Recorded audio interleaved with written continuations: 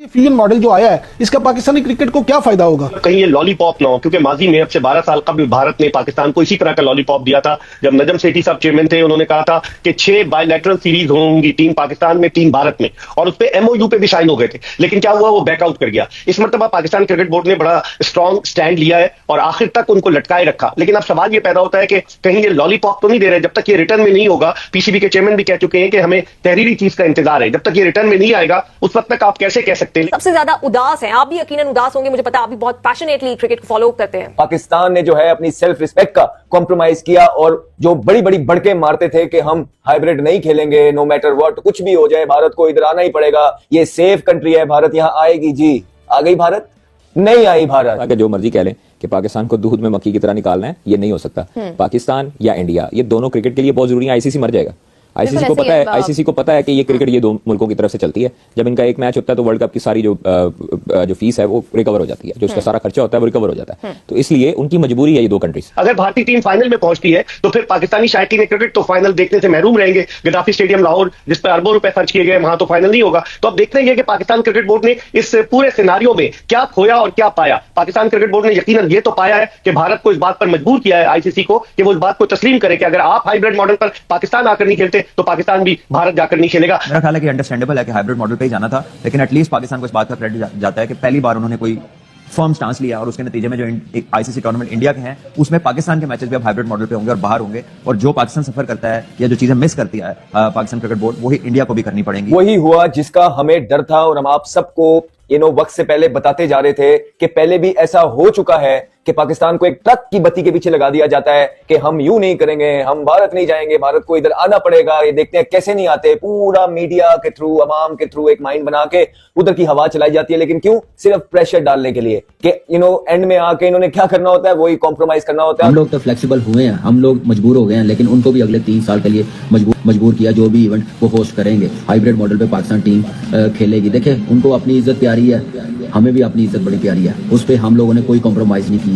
और आप देखें कि यहाँ पे कौन जीता कौन हारा, मैं ऐसी छोटी बात नहीं करूंगा। मैं ये सिर्फ बात करूंगा कि ऐसी बात ICC ने ऐसा फैसला किया कि दोनों मुल्कों की इज्जत रहे। फैंस का सवाल करना बनता है इंडियन क्रिकेट बोर्ड से और इंडियन गवर्नमेंट से कि क्यों वो अपनी पॉलिटिक्स की बेस पर अपने लोकल पॉलिटिकल कंजम्पशन के लिए आप क्रिकेट को, ग्लोबल क्रिकेट को होस्टेज बना रहे हैं। इसका नुकसान तो बहरहाल है, फैंस को नुकसान है। मतलब जो वुमेन वर्ल्ड कप है वो उसकी मेजबानी भी पाकिस्तान को मिल चुकी है।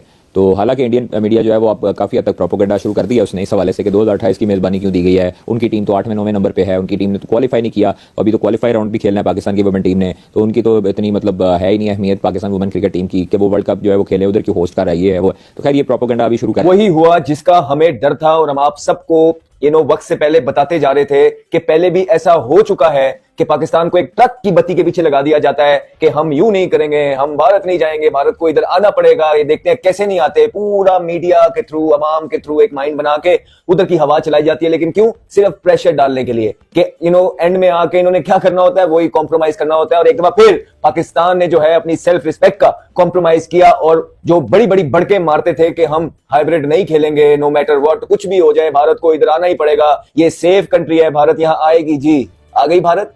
नहीं आई भारत। इवेंचुअली आपने हाइब्रिड मॉडल ही माना जिसको आपने फ्यूजन का नाम दे दिया। अब कान चाहे यहां से पकड़ो चाहे यूं पकड़ो, कान ही पकड़ रहे हैं आप। तो बेहतर है कि अवाम को यहीं से पकड़ के दिखा दें। वो यही है कि आप हाइब्रिड पे ही मान गए। आपने ये तस्लीम कर लिया एक सर पे कि पाकिस्तान शायद सेफ कंट्री नहीं है, क्योंकि इसलिए भारत नहीं आ रहा ना। उनका तो यही मौकिफ है पहले दिन से कि पाकिस्तान सेफ कंट्री नहीं है, हमारे प्लेयर्स यहाँ पे सेफ नहीं है। और आपने ये फैसला मान के उस पे जो है ना साइन कर दिए हैं। तो इसका मतलब है आप साथ मिल गए। मुझे ये बताए ना कि क्यों इतनी बड़ी बड़के मारते हैं, अवाम को क्यों डिसगाइज करते हैं, उनकी आंखों में क्यों धूल झोंकते हैं। एक प्रॉपर एजेंडे और प्लान्ड जो कैंपेन आप चलाते हैं, क्यों करते हैं ऐसी सारी चीजें आप अवाम के साथ? पहले दिन से उनको बता देना था कि अगर आपने इसी तरह एंड में घुटने ही टेकने थे तो आप क्यों उनके इमोशंस के साथ खेलते हैं लोगों के? मैं मुबारकबाद देता हूं पाकिस्तान क्रिकेट बोर्ड को और चेयरमैन मोहतरम नकवी साहब ने जिस तरह ये केस लड़ा। देखिए अली बात पता क्या है, आप थोड़े डरते तो रहे, आप खड़े तो रहे, आप क्योंकि हम भीख नहीं मांग रहे।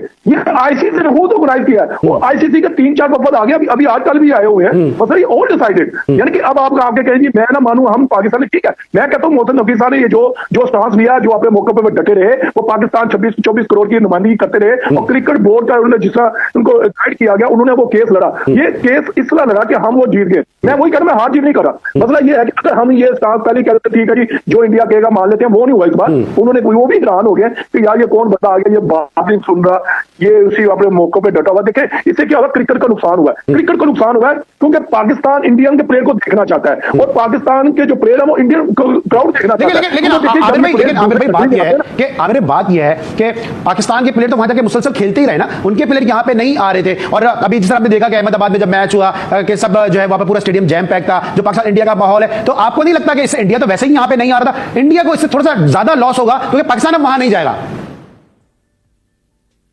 इंडिया को लॉस होगा क्योंकि आइंदा आने वाले 3 इवेंट जो है वो इंडिया करवा रहा है।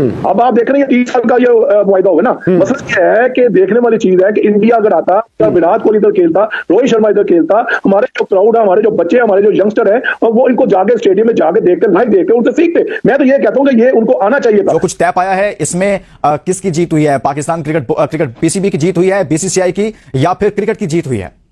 देखिए, इसको यूं कह सकते हैं कि क्रिकेट की जीत हुई है, क्रिकेट फैंस की जीत हुई है।